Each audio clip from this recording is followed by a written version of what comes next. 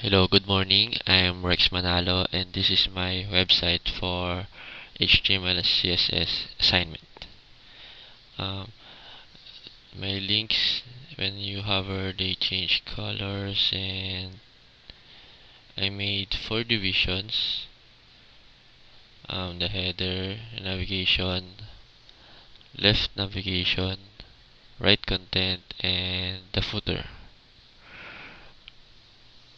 My biggest challenges in making this website is the positioning and some margins. The positioning from float from left to right, and some spacing. In order to solve those problems, I play with my codes in CSS and see what changes they do to my website.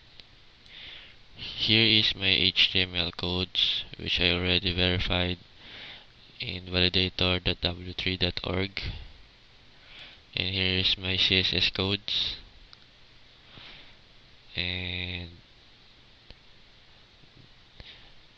whenever I get questions, I look answers in W3 School.